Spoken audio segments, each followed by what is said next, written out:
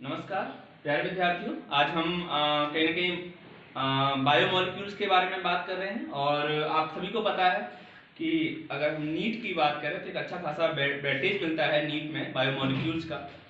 सबसे पहले हमने बायोमोलिक्यूल के अंदर कार्बोहाइड्रेट के आपको टाइप्स पढ़ाए, जिसमें हमने आपको सबसे पहले मोनोसैकेराइड, फिर ऑलिगोसैकेराइड और उसके बाद पॉलीसैकेराइड। मोनोसैकेराइड में मैंने आपको बताया कि एक सिंपल जो शुगर होती है जिसे हम ग्लूकोज कहते हैं, एक सिंगल होंगे, सिंगल सिंपल शुगर होगा। और वहीं ऑलिगोसैकेराइड में जो यूनिट्स होंगी तो वो 2 से लेकर 10 तक यूनिट होंगी। ठीक है।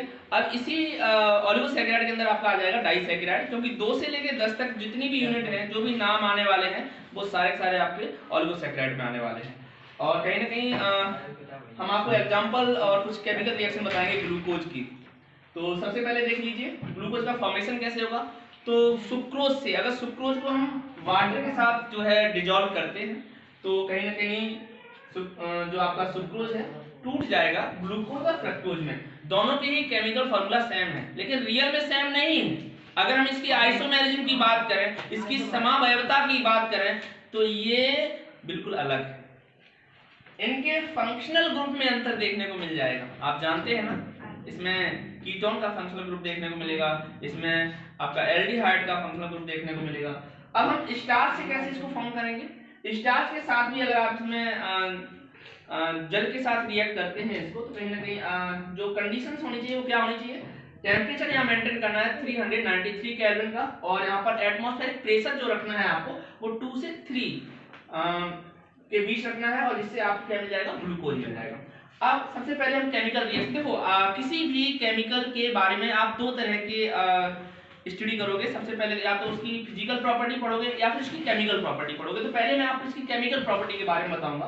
तो केमिकल रिएक्शन ऑफ ग्लूकोज क्या है। अगर हम कुछ रीजेंट्स होते हैं जैसे कि टॉलिन रीजेंट, फेलिन रीजेंट या ब्रोमीन जेल या फिर कंसंट्रेट, ये हम कुछ रीजेंट यूज करते हैं। आप सभी को पता है रीजेंट एक उत्प्रेरक की तरह काम करते हैं, कैटलिस्ट की तरह काम करते हैं। Catalyst can increase the rate of reaction, catalyst can decrease the rate of reaction, catalyst can stop the rate of reaction. और हमें ये रिएक्शन करनी है, फर्दर आगे हमें ये रिएक्शन करनी है। तो ये कहेंगे ग्लूकोज का ओपन चेन फॉर्मूला है, हमने इसको ओपन किया हुआ है ना। तो देखो टॉलिन रीजन के साथ क्या मिलता है, ग्लूकोनिक एसिड फॉर्म होता है। ग्लूकोनिक एसिड का फॉर्म का मतलब हुआ कि यहाँ पर जो एल्डिहाइड का जो फंक्शनल ग्रुप था, ये ओइक एसिड COOH को बोलते हैं, ओइक एसिड। इसमें इसमें चेंज हो गया है कहीं ना कहीं, और यहाँ पर हमें Ag जो है निक्षेप के रूप में मिलेगा, प्रेसिपिटेट के रूप में मिलेगा, जिसे हम कहेंगे सिल्वर मिरर। ठीक है। भाई अगर हम फेलिन रीजन के साथ रिएक्शन करते हैं तो सेम ग्लूकोनिक एसिड हमें मिलेगा, और साथ ही साथ हमें जो पिपेट के रूप में यानी कि प्रेसिपिटेट के रूप में मिलेगा, वो मिलेगा रेड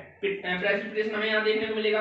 ब्रोमीन वाटर के साथ अगर हम रिएक्शन करते हैं तो ग्लूकोनिक एसिड ही हमें मिलेगा, इसीलिए हमने यहाँ पे लिख दिया है सेम। क्या लिख दिया है, सेम। और वहीं अगर हम ग्लूकोज की रिएक्शन अगर कंसंट्रेटेड HNO3, अब यहाँ पे 2 वर्ड आपको याद रखने हैं, एक तो वर्ड है डाइल्यूट और दूसरा है कंसंट्रेट। कंसंट्रेट का मतलब होता है गाढ़ा। अगर हम गाढ़ा नाइट्रिक एसिड के साथ रिएक्ट कर रहे हैं तो ये बनाएगा सैकरिक एसिड, और पहले क्या फॉर्म होगा, ग्लूकोनिक एसिड फॉर्म होगा। प्यारे विद्यार्थियों, अब हम बात करेंगे रिडक्शन। तो आपको पता है ऑक्सीडेशन में ऑक्सीजन ऐड होती है और रिडक्शन में ऑक्सीजन लेस होती है, रिडक्ट होती है ना। तो कहीं ना कहीं देखो ये ग्लूकोज है, और ग्लूकोज का अगर हम फास्फोरस और हाइड्रोजन आयोडाइड की प्रेजेंस में रिएक्शन कराते हैं, यहाँ पर एक ट्रायंगल बनाया हुआ है इसका।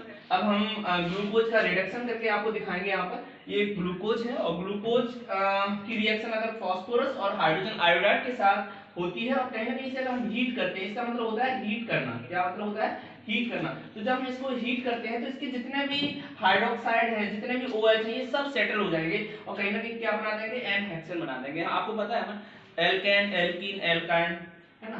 तो कहीं ना कहीं ane, ene, yne, single bond ane, double bond carbon carbon साथ इन, और ट्रिपल बॉन्ड आयन। ये हमने आपको सफिक्स के बारे में, प्रीफिक्स के बारे में पहले ये हाइड्रोकार्बन के अंदर समझाया था। ठीक है। अब हम यहाँ पर सोडियम और मरकरी के साथ अगर जल के साथ रिएक्शन कराते हैं ग्लूकोज का, तो बनेगा सॉर्बिटॉल। सॉर्बिटॉल एक बहुत अच्छी मेडिसिन है।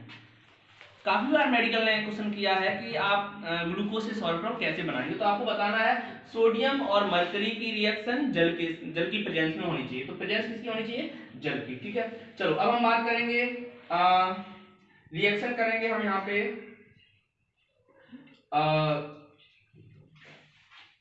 NH2OH यानी कि हाइड्रोक्सिल एमाइड की, है ना, ये तो करेंगे हाइड्रोक्सिल एमाइड।